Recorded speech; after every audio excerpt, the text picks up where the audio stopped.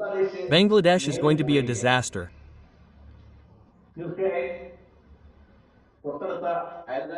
Of course, as a close neighbor, we are also feeling the heat of the situation there.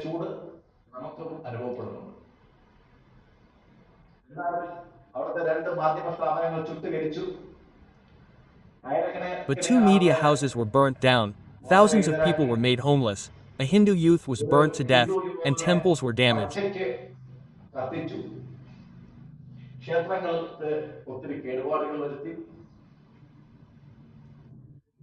Dot. Bangladesh is in a very critical situation where India can provoke India. Dot. We know that the protests against India are part of their internal problems. They ousted their president. It is true to say that we gave them asylum. When a leader of a country asks for political asylum for his life, it was India's duty to give him asylum. India has given him political asylum. He has been living in Delhi as a guest of India for the past 1.5 years.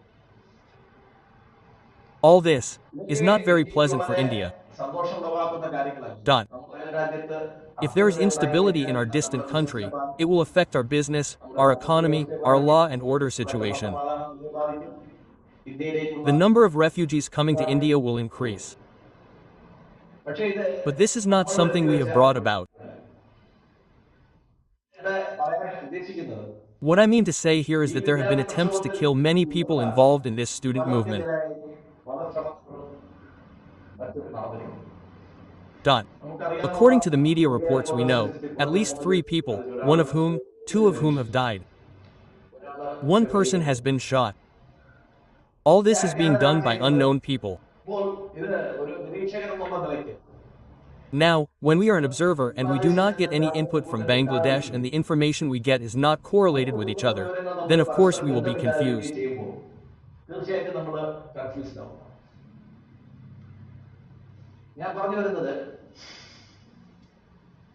I am talking about a student leader called Sharif Usman Qadi.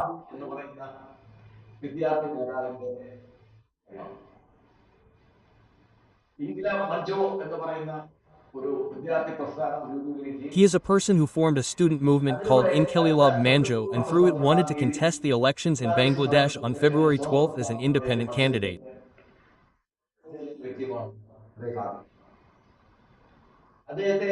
He was shot when he was coming out of the mosque. He attained enlightenment in Singapore. If this concerns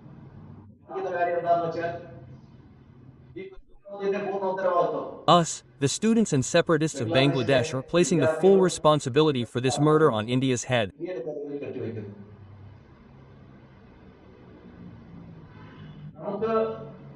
We may have needed such things in our relations with Pakistan.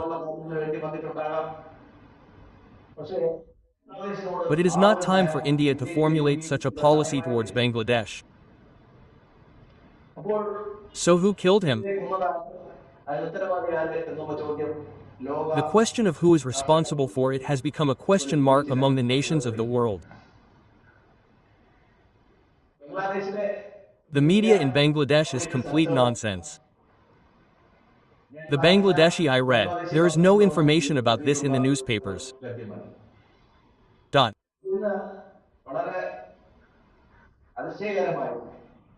But today, very surprisingly, the brother of the late Sharif Usman Hadi, Sharif Umar Hadi, has demanded that the Bangladeshi government be held responsible for this murder.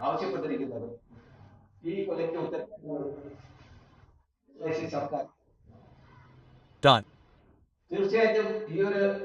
Of course, I came to this conclusion first. The riots start the very next day after the election was declared. So when we think about a crime, especially when a murder takes place, we always point our finger at who is the beneficiary.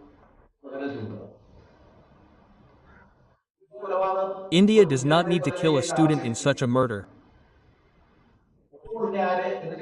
So when we ask who then, when we ask if it is other student organizations like the NCP, they are very friendly with him.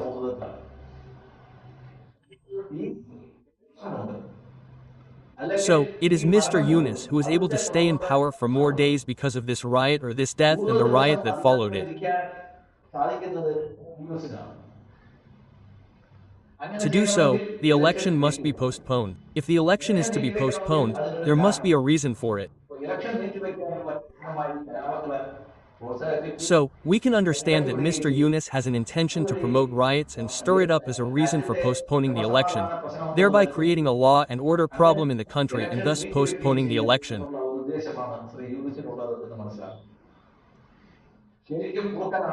This Yunus is really a fox, in his stance, in his looks and in his intelligence. He is a lying fox.